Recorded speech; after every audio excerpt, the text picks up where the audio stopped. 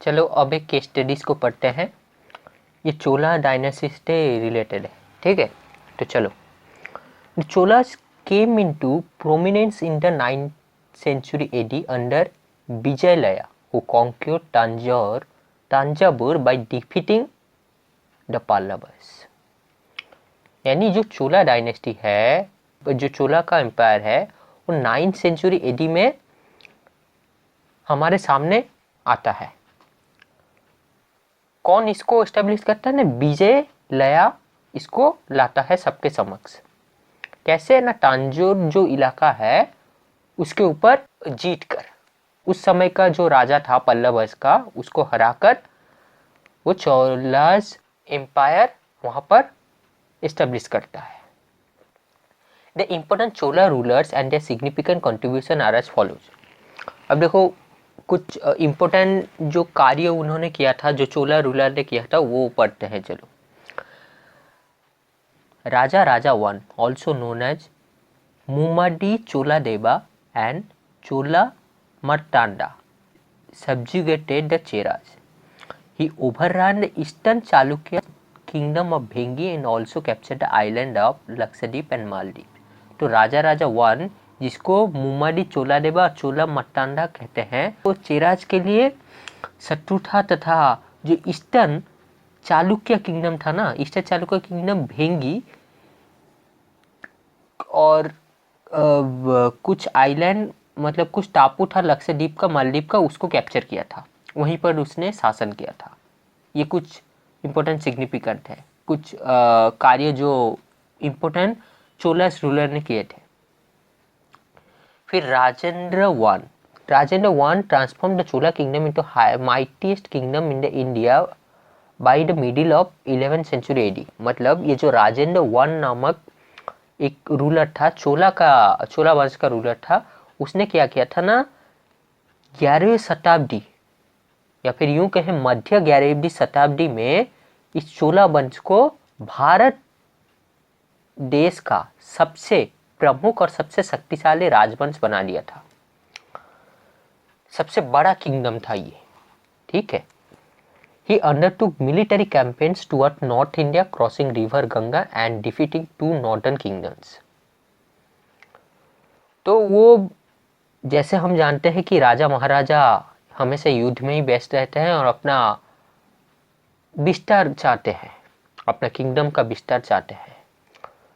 तो उसने बहुत सारे ऐसे मिलिट्री कैंपेन किए उत्तर भारत में, और जैसे कि गंगा नदी उत्तर भारत में बहती है, तो उसने गंगा नदी को बहा और बहुत सारे ऐसे उत्तरी जो बहुत सारे किंगडम थे उसको भी परास्त किया। To mark this victory he assumed the title of Gangaikonda, conqueror of the Ganga. तो जैसे उसने बहुत सारे उत्तरी भारत के किंगडम पर अपना शासन, अपना अधिकार जमाया, तो इसका मतलब उसने बहुत सारे ऐसे राजा महाराजा को परास्त किया और उन परास्त करने के दौरान वो गंगा नदी से गुजरता था।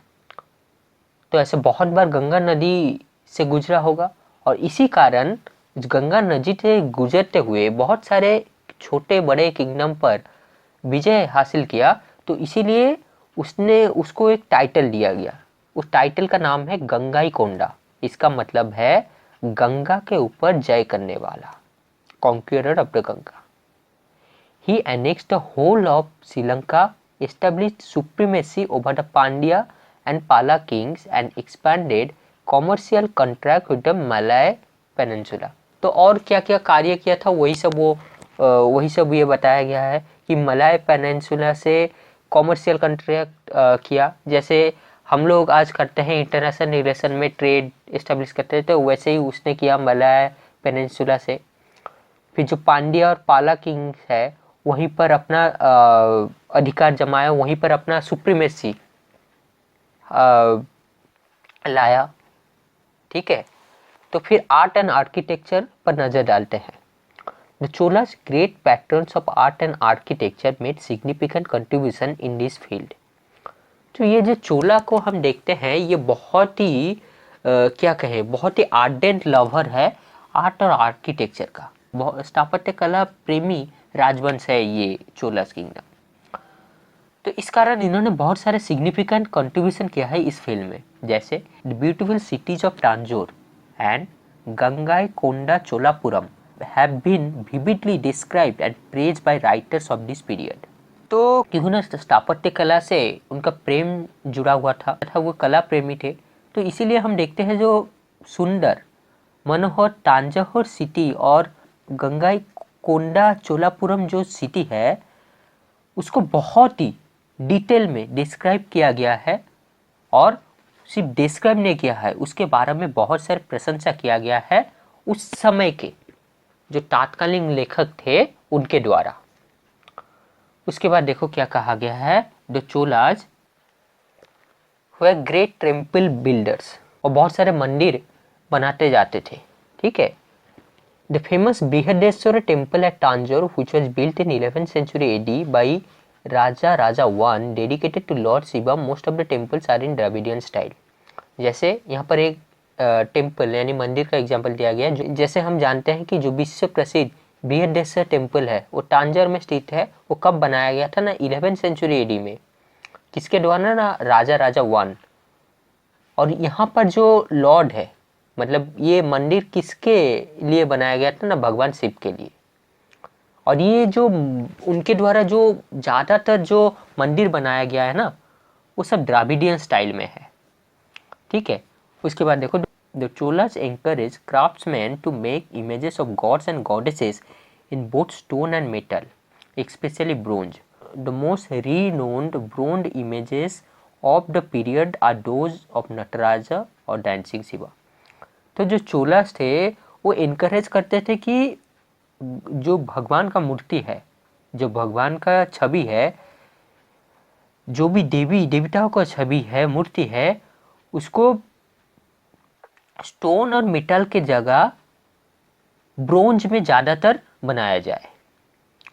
ठीक है, तो कुछ फेमस जैसे ब्रोंज इमेज है, जैसे जो डांसिंग शिवा जो है, जिसे हम नटराजा कहते हैं, वो आज भी देखा जाता है कि ये ब्रोंज में बनाया गया है। अब देखो, importance of temple. The temples were not only merely a place of worship, many activity took place with in the temple complex. So मंदिर सिर्फ एक पूजा स्थली या फिर कर्मकांड के नज़रिए से देखा नहीं जाता था, बरंग इसमें और भी बहुत ही महत्वपूर्ण कार्य किए जाते थे। उस टेम्पल कॉम्प्लेक्स के अंदर बहुत ही बहुमूल्य कार्य वो चलते रहते थे। Priest taught Sanskrit here, temple courtyards became meeting places for people to discuss important matters.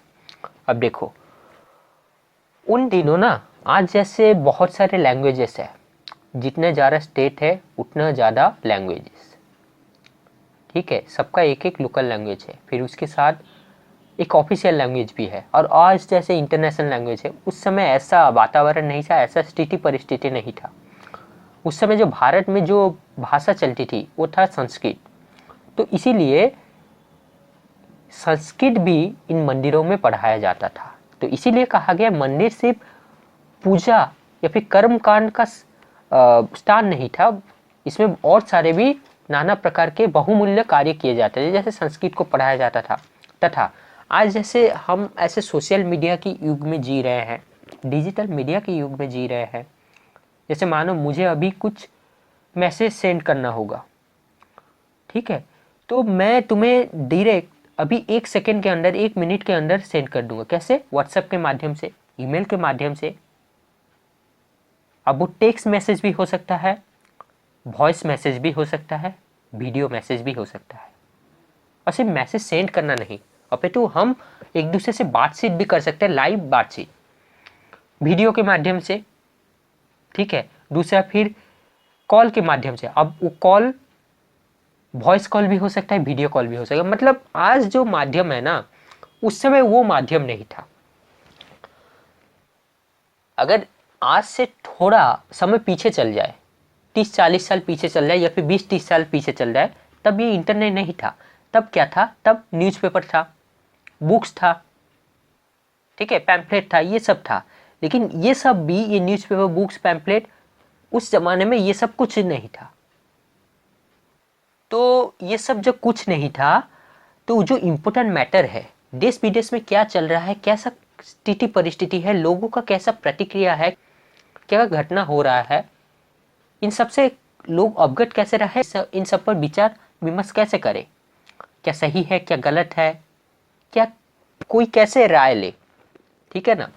जैसे आज अगर कुछ घटना मान लो दूर स्थित कहीं किसी जगह पर हो गई, वो तुरंत एक घंटा भी नहीं, 10 मिनट के अंदर आपके सामने आ जाएगा, आपके नजर में आ जाता है, या तो न्यूज चैनल के माध्यम से, या फिर अगर न्यूज चैनल भी आप ना देखे, सोशल मीडिया स्क्रॉल कर रहे उसमें भी आ जाएगा, चाहे यूट्यूब हो, फेसबुक हो, कुछ भी। ठीक है ना। मतलब आप तुरंत ही आप तुरंत ही जान जाएंगे, वो बहुत जल्दी वायरल हो जाएगा, परंतु उस जमाने में वो नहीं था। तो इसीलिए ये मैटर डिस्कस कैसे करें, ये बहुत ही प्रॉब्लमेटिक सिचुएशन होता था। तो ये मंदिर एक स्थान होता था जहां पर सब लोग इकट्ठा होकर जो इंपॉर्टेंट मैटर है उसको डिस्कस करते थे। और आज देखो, जैसे हम व्हाट्सएप के माध्यम से, ईमेल के माध्यम से तुरंत अपना संदेशा भेज देते हैं। पहले लोग चिट्ठियों के माध्यम से भेजते थे और चिट्ठियां आने में बहुत देरी लगता था, उसके जो एड्रेस तक पहुंचना है वहां तक आने में बहुत देरी लगता था। मान लो मैंने आज एक चिट्ठी लिखा, फिर आज अगर पोस्ट नहीं कर पाया, कल पोस्ट किया, मतलब डे 2 को या डे 3 को मान लो पोस्ट किया, ये सोचो कि आज लिखा कल ही पोस्ट कर दिया या फिर आज ही पोस्ट कर दिया, उसको घर तक पहुंचेंगे मिनिमम 3-4 दिन लग जाएगा, उससे भी ज्यादा लग सकता है। परंतु आज सोचो क्या कर सकते हो। और दूसरा बात, आप ज्यादा बल्कि मटेरियल भी सेंड नहीं कर सकते, और ज्यादा बल्कि मटेरियल लिखने के लिए भी समय लगेगा। परंतु आज जो है, आज समय बहुत है, आप तुरंत लिख लोगे, तुरंत मैसेज पा जाओगे, तुरंत रिप्लाई पा जाओगे, और जितना चाहे उतना मैसेज सेंड करते रहो। क्या मैं सही नहीं कह रहा हूं दोस्तों? तो देखो, नेक्स्ट जाते हैं, नेक्स्ट पढ़ते हैं क्या लिखा हुआ है। Festivals and fairs were also organise inside the temples. तो कहने की जरूरत नहीं है, वो मंदिर था तो वहां पर बहुत सारे अनुष्ठान, बहुत सारे पर्व भी किया जाता था। वो सब जैसे जिस महीने में जो पर्व होता था, जिस अनुष्ठान का समय आता था, वो सब वहां पर आयोजित किया जाता था। Carnatic music and many dance forms of south, particularly Bharatanatyam, originated here. तो जो भरतनाट्यम जो डांस है, जो क्लासिकल डांस है, वो यहीं से ही इसकी शुरुआत हुई है। और कर्नाटिक म्यूजिक भी इसी के दौरान, इसी से ही प्रारंभ हुआ है। Temples were maintained through donation from the ruler and the rich. They served as a source of employment for many peoples.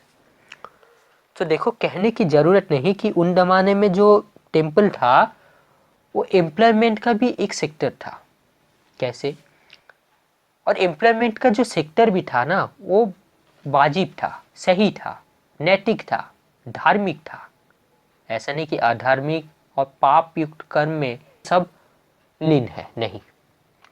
जैसे मैंने कहा कि टेम्पल से पूजा पाठ, कर्म कांड करने का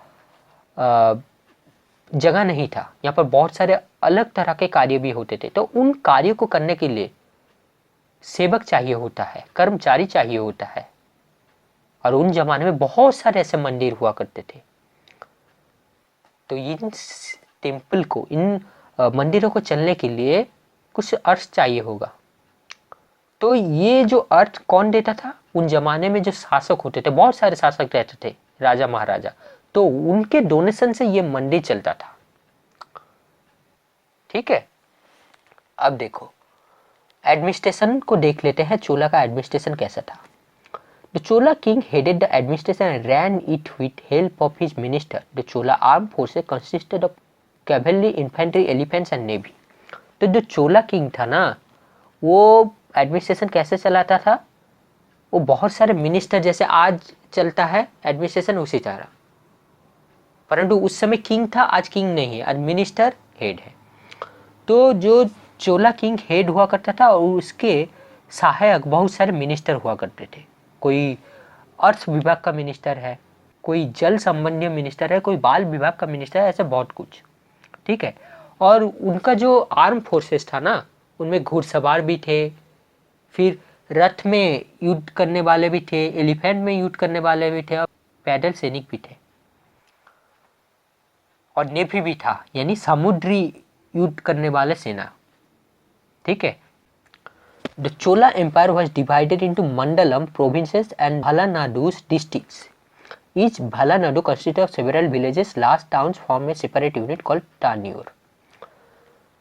तो देखो, पहले विलेज था, छोटा, सबसे छोटा इकाई, एडमिनिस्ट्रेटिव यूनिट का सबसे छोटा यूनिट। तो वो विलेजेस मिलकर टाउन बनते थे, वो टाउन को कहते थे टान्योर।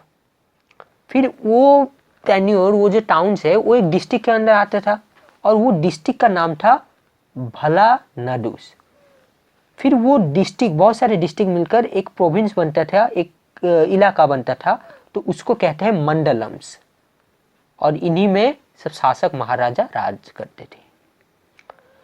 The system of local self government was very well developed. The administrative work was carried out with the help of the village assemblies such as Sabha, Nagaram, Ur was a common village assembly. Sabha was the assembly of learned men and Nagaram consisted of merchant, traders and artisans. तो ये जो local self government उस समय भी था, कैसे था देखो, ऊर, सभा और नगरम, तीन तरह का लोकल सेल्फ गवर्नमेंट था, तीन तरह का प्लेटफॉर्म था। क्या था देखो, ऊर जो था ना, वो कॉमन, जो कॉमन मैन है, कॉमन जो ग्रामीण सभा, जो कॉमन विलेज मैन है, उनका असेंबली है। और जो सभा था, उन सभा में कौन मतलब कौन उपस्थित होते थे ना, जितने भी विद्वान शिक्षित व्यक्ति है वो उपस्थित होते थे। और तीसरा क्या है, तीसरा है नगरम। इसमें कौन, इसमें जो व्यापारी वर्ग है, जो मर्चेंट क्लास है, जो आर्टिसन क्लास है, ये सब सम्मिलित होते थे। ठीक है। फिर देखो, details of the functioning of the village assembly are provided in Chola king Parantaka's one's Uttaramerur temple inscription of AD 919 and 921। Village assembly का फंक्शनिंग किस तरह होता था, उसके विषय में हम सूचना प्राप्त कर सकते हैं। किससे, वो जो टेम्पल के जो इंस्क्रिप्शन है 919 और 921 AD का, कौन सा टेम्पल न, चोला किंग पराटंकाज वन उत्तरा मेरूर जो मंदिर है उसका। Inscription from this period mention very lenient punishment for offenses such as theft and forgery। तो ये जो इंस्क्रिप्शन को जब हम पढ़ते हैं, वास्तव में क्या होता है ना, इंस्क्रिप्शन मतलब मान लो कोई दीवार है, कोई पुराना गुफा है, वहाँ पर कुछ लिख दिया गया है, तो वो जो लिखा हुआ है उस पर रिसर्च किया जाता है, उसको पढ़ा जाता है, उसको स्टडी किया जाता है, तो उससे जो इन्फॉर्मेशन मिलता है उसी को ही हम एक सोर्स बना लेते हैं, एक हिस्टोरिकल सोर्स। ठीक है। तो वो जो इंस्क्रिप्शन था, पीरियड के इंस्क्रिप्शन को अगर पढ़ा जाए ध्यान देकर, तो वहां पर देखा जाएगा कि बहुत ही लीनियंट पनिशमेंट था जो थेफ्ट और फॉर्जरी के लिए, यानी चोरी करने के लिए बहुत ही लीनियंट पनिशमेंट था। ठीक है। उसके बाद देखो, थोड़ा बहुत इकोनॉमिक कंडीशन को देख लेते हैं, कैसे इकोनॉमिक कंडीशन था यानी चोला एम्पायर का। The Cholas were responsible for agrarian development and expansion by bringing more areas such as the dry, barren lands under cultivation and improving the irrigation facilities। तो जो चोला एम्पायर थे, जैसे बाकी सब शासक करते थे अपना राज्य का विस्तार, वो भी विस्तार करना चाहते थे, तो उनका जो डेवलपमेंट था वो एग्रेरियन डेवलपमेंट था। क्योंकि ना पहले जो था ना, अभी जैसे बहुत सारे प्रोफेशन आ गए, बहुत सारे स्कोप आ गया, बहुत सारे एम्प्लॉयमेंट खुल गए, लेकिन वहाँ पहले जो था वो पहले एग्रीकल्चर ही प्रमुख था। इससे पहले नहीं, आज भी एग्रीकल्चर ही प्रमुख है। हाँ, उसके साथ तो और भी बहुत सारे स्ट्रीम आ गया है, लेकिन एग्रीकल्चर को कभी हटाया नहीं जा सकता। तो वो एग्रीरियन डेवलपमेंट और एक्सपेंशन करना चाहते थे। कैसे ना, उन्होंने क्या किया, जो ड्राई और बैरन लैंड है, जो सूखा हुआ बंजर भूमि है, उनको अपने अंडर लिया, तो वहां पर वो कल्टीवेशन करने लगे। कैसे, इरिगेशन फैसिलिटी को अच्छा कर कर, यानी सिंचाई विभाग को अच्छा कर कर। तो irrigation was given special attention and tanks, well, dams and artificial lakes were built to ensure ample production. तो कहने की ज़रूरत नहीं, अगर एग्रीगेशन डेवलपमेंट हो वो चाहते थे तो इरिगेशन फैसिलिटी को अच्छा करेंगे, तो इसीलिए इरिगेशन मतलब सिंचाई विभाग। तो उसने उन्होंने क्या किया, टैंक्स, वेल और डैम और जो बनावटी और जो लेक है इन पर ज़्यादा ध्यान दिया ताकि सफिशिएंट पानी मिले, एम्पल अमाउंट ऑफ वाटर रहे, जाकि बहुत सारा प्रोडक्शन हो सके। An anecut or a dam was built across the Kaveri river that help in increasing the productivity of the Tanjavur। तो एक कावेरी रिवर के नज़दीक एक डैम बिल्ड किया गया जो तांजावर के प्रोडक्टिविटी को इंक्रीज किया। Land surveys were undertaken to assess the fertility of land, the village community own the land, embankment were built to prevent flooding while canals carried out water directly to the field to channels। तो बहुत सारे ऐसे embankment बनाए गए ताकि जो जब भी फ्लड हो वो कुछ भी क्षय क्षति ना पहुंचाए, कुछ भी नुकसान ना करे जो एग्रीकल्चरल एक्टिविटी हो रहा है। तथा जो कैनल भी बनाया गया जिसके माध्यम से वाटर डायरेक्टली लिया जाता था खेत पर, जहां पर एग्रीकल्चरल एक्टिविटी हो रहा है। ठीक है, और ऐसे लैंड सर्वे भी किया जाता था ताकि पता चल सके कि कितना लैंड अभी भी फर्टाइल है, कितना बंजर है और किस पे ज़्यादा ध्यान देना चाहिए, या फिर यूं कहे कि लैंड का क्वालिटी कैसा है, कैसा कंडीशन है अभी। इसीलिए लैंड का असेसमेंट होता था। ठीक है, उसका सर्वे किया जाता था। अब देखो मनुष्य का इकोनॉमिक लाइफ कैसा था, उनका आर्थिक स्थिति कैसा था, उस पर ध्यान डालते हैं। The economic life of the people was good, मतलब उनका आर्थिक जीवन सही था। Provisions were made to encourage trade and commerce, art, craft और एग्रीकल्चर। मतलब बहुत सारे ऐसे नीतियाँ, बहुत सारे ऐसे पॉलिसी बनाए गए, उसको लागू भी किया जिससे कि जो राज्य में, जो प्रदेश में, उस प्रोविंस में ट्रेड और कॉमर्शियल एक्टिविटी ज़्यादा हो। क्योंकि वो कला प्रेमी थे इसलिए कला को भी ज़्यादा महत्व दिया, फिर और एग्रीकल्चर को भी ज़्यादा महत्व दिया। इन्हीं कारण मनुष्य का जो उस समय आर्थिक स्थिति था अच्छा था। The main sources of revenue were taxes from land, trade and बूटी फ्रॉम द कॉन्क्वेस्ट। तो जो राज्य था ना, जो राजा था, उसका राजकोष भर्ती करने के लिए उसका जो अर्थ का स्रोत क्या था, उसका अर्थ का स्रोत था वो टैक्सेस लेता था जिसका भी लैंड है, यानी जमींदार से। ठीक है, वो लैंड से टैक्सेस लेता था। तथा दूसरा था ट्रेड, यानी व्यापार वाणिज्य एक्टिविटी थे। और तीसरा था कि जैसे राजा महाराजा बहुत सारे किंगडम पर अपना शासन करना चाहते थे, इसीलिए वो सदा ही युद्ध में व्यस्त रहते थे, अपना किंगडम का विस्तार करना चाहते थे।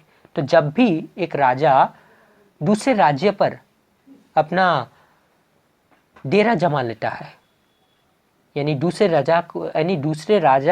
राज्य के राजा को हरा कर, उसको परास्त करके स्वयं अपने आप को विजेता घोषित कर देता है, तो इसका मतलब क्या, उस राज्य का जितना भी अर्थ है, राजकोष है, वो अभी उसका हो गया। तो उसी तरह तो ये एक माध्यम होता था अर्थ का। या फिर यूं कहे कि अगर ये ऐसा नहीं ले सकता तो परास्त करके उनसे पैसा लेता था। जब परास्त कर दिया तो जब परास्त कर दिया तो उनसे बूटी लेता था। तो इसी को ही कहा गया है बूटी फ्रॉम कॉन्क्वेस्ट। अब देखो, tax free land grants known as brahmadeya और अग्रहारा हुए गिवन टू द ब्राह्मण्स।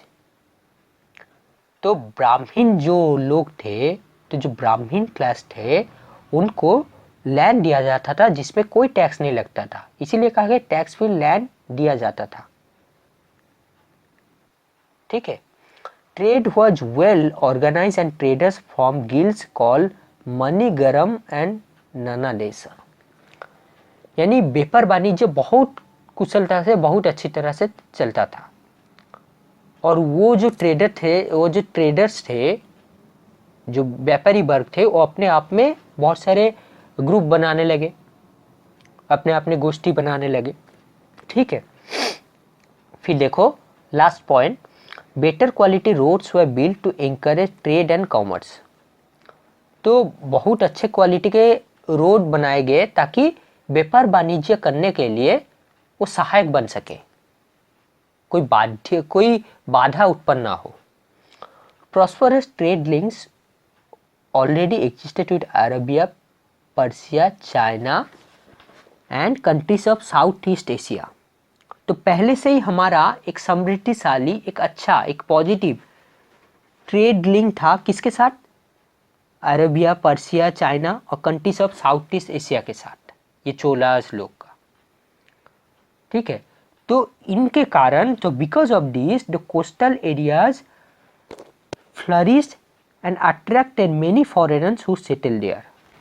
उनका जो किंगडम था वो कोस्टल एरिया में भी था, और ऊपर से क्या था, उनका जो विदेशी संपर्क था, विदेशी से, बाहरी देशों से जो ट्रेड लिंक था, जो व्यापारी संबंध था, जो वाणिज्य का संपर्क था, वो बहुत ही अच्छा था, बहुत ही प्रॉस्परस था, बहुत ही समृद्धिशाली था। तो इन्हीं कारण क्या हुआ, वो जो कोस्टल एरिया था, जो तटीय अंचल था, वो भी समृद्ध बनने लगा। क्यों? क्योंकि ना ट्रेड का विस्तार होने लगा, ट्रेड इंक्रीज होने लगा, तो बाहरी देशों से ये सब होने लगा, फॉरेनर से ये होने लगा, तब फॉरेनर लोग आकर यहाँ पर इन कोस्टल एरिया में रहने लगे। तो कहने की ज़रूरत नहीं, इसका लिविंग स्टैंडर्ड अच्छा हुआ, उस एरिया का ब्यूटिफिकेशन हुआ। ठीक है ना, सब कुछ सुधरने लगा। तो इसी कारण ये सब कुछ फॉरेनर को ज़्यादा अट्रैक्ट किया। तो आशा करता हूँ जितना भी पढ़ाया है समझ में आया होगा। मेरा जितना भी शुद्धतम बुद्धि है, मैं उसी के माध्यम से आपको जो भी समझ में आ रहा है मैं कह रहा हूँ, और जितना भी संसाधन है उसी के माध्यम से मैं आप तक पहुँचने की कोशिश कर रहा हूँ। जैसे जैसे संसाधन अच्छा होता जाएगा और समय भी रहेगा, उसी के अनुरूप ये वीडियो क्वालिटी भी अच्छा होगा, तथा और भी जो भी अच्छा हो सकता है मैं वो करूँगा। तो देखो, मैं लाइन बाय लाइन एक स्टडी मटेरियल द्वारा आपको पढ़ाया और समझाया। तो यहीं पर दूसरा चैप्टर समाप्त होता है।